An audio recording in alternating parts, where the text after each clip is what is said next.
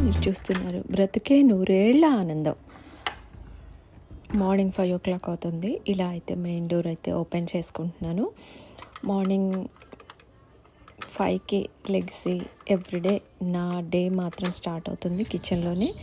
Rice పెట్టేసి ఇంకా vegetables కొంచెం కట్ చేసుకుని ఇంకా ఇలా మార్నింగ్ బయటకు వచ్చేసి క్లీన్ చేసుకొని ముగ్గు అయితే వేసుకున్నాను. ఇంకా ఇక్కడైతే రైస్ కుక్ అయింది ఆల్రెడీ. ఇంకా రైస్ని ఇలా చల్లార్చుకుంటున్నాను.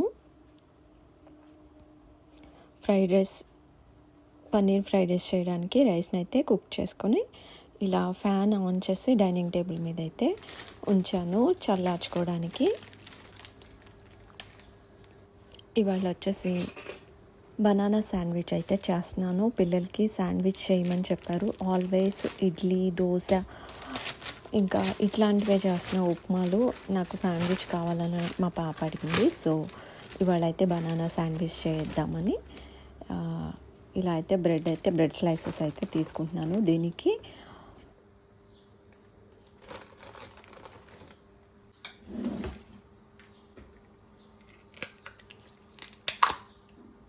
ఇది వచ్చేసి పీనట్ బటర్ అన్నమాట. బనానా శాండ్విచ్ చేసుకోవడానికి బ్రెడ్, పీనట్ బటర్, బనానాస్ ఇంకా బటర్ ఉంటే సరిపోతుంది. ఇది ప్రిపేర్ చేయడం కూడా చాలా ఈజీ. ఎప్పుడైనా లేట్గా లెగిసినా, అలారం మోగకపోయినా నేను ఇదే ప్రిపేర్ చేస్తూ ఉంటాను. ఇంట్లో బ్రెడ్ ఉంటే ఇంకా ఫ్రూట్స్ అయితే ఆల్వేస్ ఉంటాయి. సో ఇలా అయితే పీనట్ బటర్ కూడా ముందే గ్రోసరీస్ తెచ్చుకునేటప్పుడు అన్నీ తెచ్చి ఉంచుతాను. సో హనీ కానీ, పీనట్ బటర్ కానీ, ఇంకా జామ్ కానీ, ఫ్రూట్ జామ్ కానీ అలా తెచ్చేసి ఎప్పుడైనా లేట్ అయింది అంటే స్నాక్స్ కింద ఇవ్వడానికి, బ్రేక్ఫాస్ట్ కింద ఇవ్వడానికి ఇలా అయితే ప్రిపేర్ చేస్తూ ఉంటాను. బ్రెడ్ స్లైస్ మీద పీనట్ బటర్ అప్లై చేసి ఆ తర్వాత ఇలా బనానా స్లైసెస్ పెట్టుకొని ఇంకో బ్రెడ్ స్లైస్ పెట్టేసి ఇలా కవర్ చేసుకుంటే సరిపోతుంది. ఇంకా ఇక్కడ ప్యాన్ పెట్టుకొని బటర్ యాడ్ చేసుకుని చక్కగా వీటిని టోస్ట్ చేసుకోవాలి. మంచి కలర్లో వచ్చేంత వరకు క్రిస్పీగా అవుతాయి. ఇలా రెండు వైపులా కాల్చుకోవాలి బటర్ యాడ్ చేసుకుని. ఇంకా బనానా శాండ్విచ్ రెడీ. ఈజీ చేయటం కూడా, ఒక 5 minutesలోనే అయిపోతుంది. ఇలా చక్కగా కట్ చేసుకొని ఇంకా పిల్లలు వచ్చేంత వరకు మళ్ళీ ఈ హాట్ ప్యాన్ పైన పెట్టేసి ఉంచుతాను. అలా అయితే క్రిస్పీగా ఉంటాయి అన్నమాట. కట్ చేసి నార్మల్గా ప్లేట్లో పెట్టి ఉంచితే బనానా యాడ్ చేసాం కాబట్టి మెత్తబడిపోతాయి. సో బ్రేక్ఫాస్ట్ అయితే రెడీ అయిపోయింది. ఇక్కడ వచ్చేసి పన్నీర్ రైస్ కోసం అయితే ప్యాన్ పెట్టుకొని ఆయిల్ వేసుకొని జీలకర్రని అయితే యాడ్ చేశాను. ఈ జీలకర్ర వేగిన తర్వాత ఇందులోకి వెజిటేబుల్స్ని అయితే యాడ్ చేసుకోవాలి.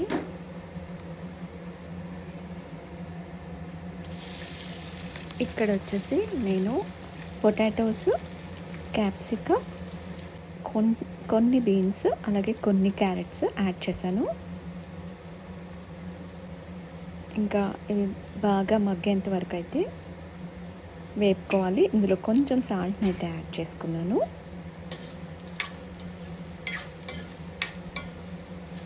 ఒకసారి కలిపి మూత పెట్టుకొని కుక్ చేసుకుంటే సరిపోతుంది. మంచిగా వెజిటేబుల్స్ బాగా మగ్గాలన్నమాట. బాగా మగ్గిన తర్వాత ఇందులోకి 1 స్పూన్ జింజర్ గార్లిక్ పేస్ట్ని అయితే యాడ్ చేస్తున్నాను.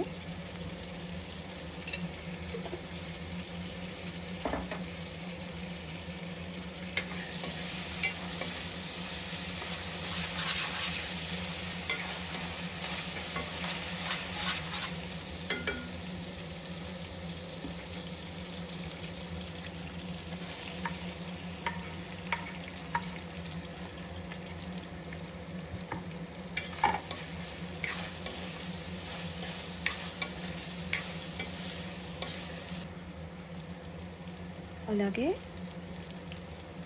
కొంచెం 1/2 టీ స్పూన్ పెప్పర్ పౌడర్ని అయితే యాడ్ చేశాను. ఇంకా ఎటువంటి స్పైసెస్ అయితే యాడ్ చేయను. ఇంకా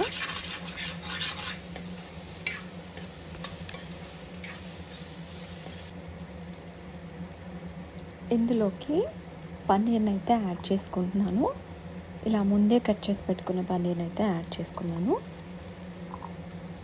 ఇంకా ఈ పన్నీర్ని చక్కగా మెల్లిగా కలిపి ఒకసారి అన్ని స్పైసెస్ మిక్స్ అయ్యేలా చక్కగా కలిపి ఒక 2 నిమిషాల పాటు లో ఫ్లేమ్లో మూత పెట్టుకొని కుక్ చేసుకుంటే పన్నీర్ కూడా చక్కగా కుక్ అయిపోతుంది. ఆ తర్వాత రైస్ అయితే యాడ్ చేసుకుంటే సరిపోతుంది. ఇంకా రైస్ యాడ్ చేసుకున్న తర్వాత కూడా ఒక 2 నిమిషాలు అలా లో ఫ్లేమ్లో పెట్టేసి రైస్ ఫ్రై అవ్వడానికి ఉంచాలి. ఇంకా పన్నీర్ ఫ్రైడ్ రైస్ అయితే రెడీ అయిపోతుంది. ఇందులోకి మంచి ఫ్లేవర్ కోసం నేను పుదీనాని కూడా యాడ్ చేస్తున్నాను. పుదీనా యాడ్ చేస్తే రైస్కి మంచి ఫ్లేవర్ వస్తుంది.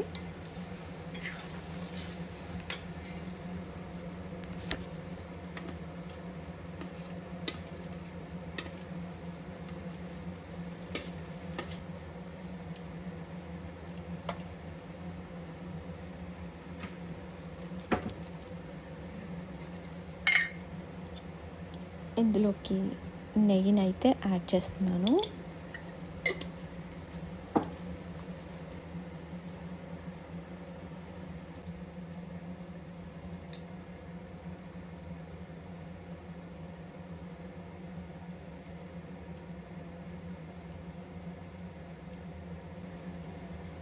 కొంచెం కొరియాండర్ ఇంకా లెమన్ యాడ్ చేసుకుంటే పన్నీర్ ఫ్రైడ్ రైస్ రెడీ అయిపోయినట్టే.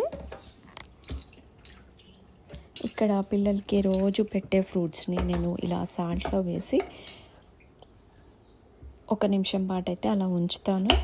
దానిపైన ఏమైనా ఈ కెమికల్స్ అయితే ఎక్కువ యూస్ చేస్తారు కదా ఫ్రూట్స్ పండించడానికి. సో అవేమన్నా ఉన్నా డస్ట్ అలాంటి పార్టికల్స్ ఉన్నా పోతాయి అని చెప్పేసి అలా ఉంచి కట్ చేసి అయితే బాక్సుల్లో పెడతాను.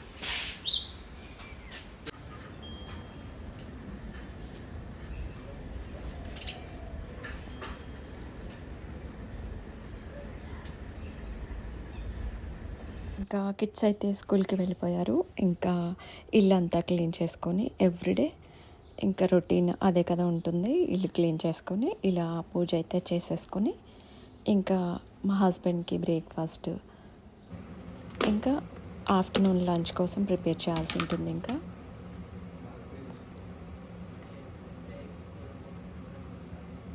ఇలా అయితే బ్రేక్ఫాస్ట్ కోసం అయితే చట్నీని అయితే ప్రిపేర్ చేస్తున్నాను. ఒక పాన్ పెట్టుకొని ఇప్పుడైతే దోశలోకి చట్నీ అయితే ప్రిపేర్ చేస్తున్నాను. ఆయిల్ వేసుకొని ఇందులోకి ఆయిల్ వేడైన తర్వాత 2-3 పచ్చిమిర్చిని అయితే యాడ్ చేసుకున్నాను. ఆ తర్వాత కొంచెం ఒక 2 స్పూన్లు పల్లీలు అయితే యాడ్ చేసుకున్నాను. అవి వేగిన తర్వాత ఇలా 1/2 కప్పు పుట్నాల పప్పునైతే వేయించుకున్న పప్పు అంటాం కదా, అది పుట్నాల పప్పునైతే యాడ్ చేసుకున్నాను. అలాగా మంచిగా వేపుకున్న తర్వాత ఇందులోకి ఒక రెబ్బ అంటే చాలా తక్కువ చింతపండుని యాడ్ చేసుకుంటే సరిపోతుంది, పులుపు కోసం అన్నమాట. ఇంకా ఒక టమాటోని యాడ్ చేసుకొని చక్కగా టమాటోలు మగ్గేంత వరకు లో ఫ్లేమ్లో పెట్టి మగ్గించుకుంటే ఇంకా చట్నీ రెడీ అయిపోతుంది. చట్నీ చల్లారిన తర్వాత మిక్సీ పట్టుకుంటాను. ఈలోపు అయితే నెయ్యినైతే ప్రిపేర్ చేస్తున్నాను. ఇక్కడ వచ్చేసి మీగడ మొత్తం కలెక్ట్ చేసిందనమాట. ఇలా పాల మీద మీగడ ఇలా ఈ బౌల్ అయితే నిండిపోయింది. సో ఈ మీగడని మొత్తము పాలు వేసి కొంచెం పెరుగు వేసి తోడు పెట్టుకుంటే ఇలా గడ్డలా తయారవుతుంది. ఇంకా ఇందులోకి ఇలా కొంచెం వాటర్ని యాడ్ చేసుకొని మిక్సీ పట్టుకుంటే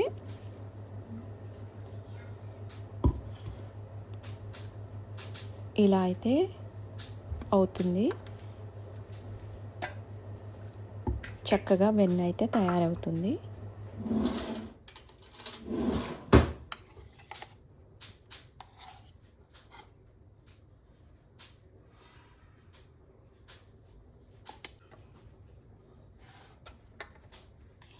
ఈ వెన్నని ఒక బౌల్లోకి కలెక్ట్ చేసుకొని ఇందులో కొంచెం మజ్జిగలాగా ఉంటుంది. ఆ వాటర్ అయితే ఇంకా అవసరం లేదు, పడేస్తే సరిపోతుంది. ఈ వెన్నని చక్కగా వాష్ చేసుకొని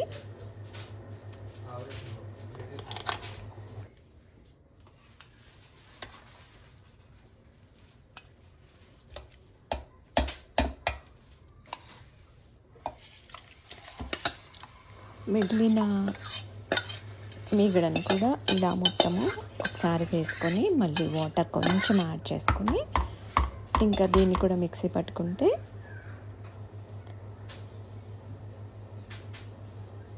సరిపోతుంది.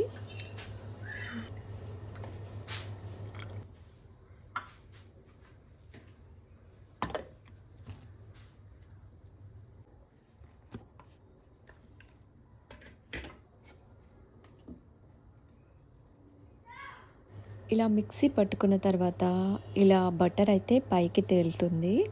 ఇలా బటర్ని అంతా ఒక బౌల్లోకి అయితే కలెక్ట్ చేసుకుంటున్నాను. ఇంకా రిమైనింగ్ వాటర్ అయితే సపరేట్ అయిపోతాయి అన్నమాట. మజ్జిగలాగా ఉంటుంది, అది పడేస్తే సరిపోతుంది. ఇలా ఎవ్రీడే పాలని కాచిన తర్వాత దానిపైన వచ్చిన మీగడని కలెక్ట్ చేసి ఇలా నెయ్యి అయితే ప్రిపేర్ చేస్తూ ఉంటాను.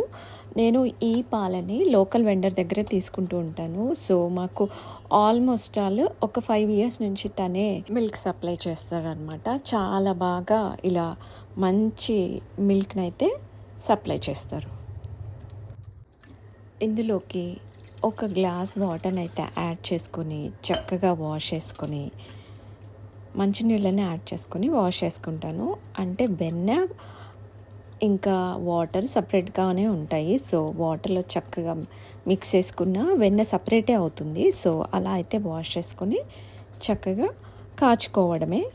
వాటర్ అయితే స్ట్రెయిన్ చేసేసి ఇలా అయితే వెన్ననైతే ఇంకా కాచుకోవడమే. లో ఫ్లేమ్లో పెట్టయితే వెన్న మరగనివ్వాలి.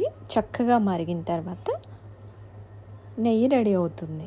ఇంకా ఈ వెన్న కాచుకునేప్పుడు కొంచెం అడుగు మందంగా ఉన్న బౌల్ని అయితే చూస్ చేసుకోవాలి. అందులో అయితే అడుగు అంటదు. సో ఇంకా లో ఫ్లేమ్లో పెట్టి కాచుకోవాలి. ఇలా వెన్న మరిగేటప్పుడు చక్కటి సువాసన వస్తుంది. ఇంకా ఇక్కడ ఆయిల్ లాగా ప్రిపేర్ అయిపోతుంది. అంటే మనకి నెయ్యిలాగా సపరేట్గా చక్కగా మరిగిపోతుంది. ఇందులోకి ఇలా మూత పెట్టేసి ఆ స్మెల్ అంతా బయటికి వెళ్ళకుండా మూత పెట్టేసి ఇలా 2 తమలపాకులను అయితే యాడ్ చేశాను. ఇవి యాడ్ చేయడం వల్ల నెయ్యి చాలా సువాసన భరితంగా ఉంటుంది. కావాలంటే కరివేపాకు కూడా యాడ్ చేసుకోవచ్చు. ఇంకా ఇలా మంచి నెయ్యి అయితే తయారైపోయింది. ఇంకా అది చల్లార్చిన తర్వాత స్టోర్ చేసుకుంటే సరిపోతుంది. మీగడ కలెక్ట్ చేయాలంటే పాలని నేను మార్నింగే కాచుకొని ఫ్రిడ్జ్లో పెట్టేస్తాను. చల్లారాక ఫ్రిడ్జ్లో పెట్టడం వల్ల మీగడ అంతా తేలుతుంది. ఆ మీగడని కలెక్ట్ చేస్తూ ఉంటాను అన్నమాట. సో అప్పటికప్పుడే కాచుకొని మీగడ కలెక్ట్ చేయాలంటే రాదు. సో కాచి ఫ్రిడ్జ్లో పెట్టి ఆ తర్వాత ఈవినింగ్ తీసి ఆ మీగడ కలెక్ట్ చేసి పిల్లలకి మిల్క్ అయితే ఇస్తాను.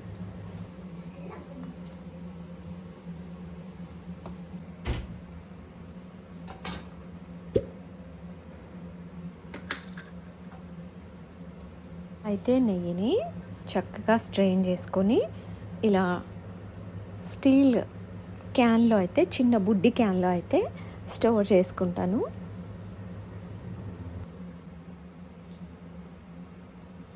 ఇంకా ఈ క్యాన్ వచ్చేసి హ్యాండీగా ఉంచుకుంటాను. పిల్లలకి బాక్సులు పెట్టేటప్పుడు సడన్గా నెయ్యి వేయాలి అని చెప్పేసి రైస్లో హడావుడిగా ఉంటుంది మార్నింగ్. సో అందుకని ఇలా హ్యాండీగా ఉంచుకుంటాను.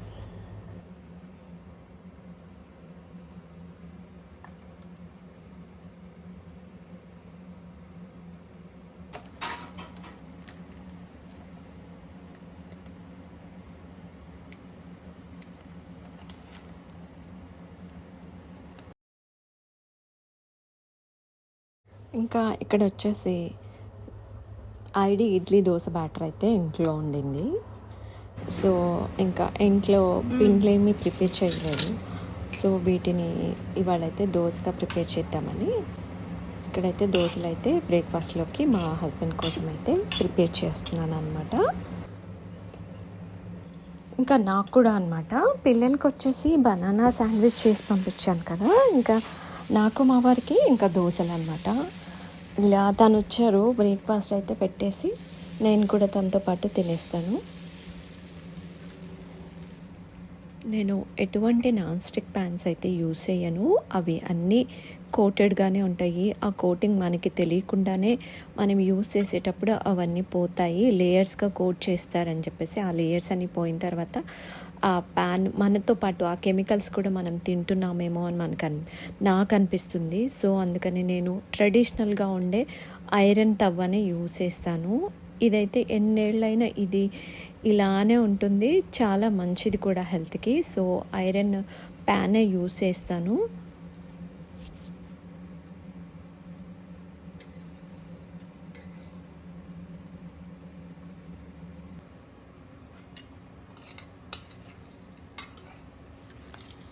చట్నీ అయితే చల్లబడిపోయింది. సో ఇదైతే మిక్సీ పట్టుకుంటాను, కొంచెం వాటర్ యాడ్ చేసుకొని.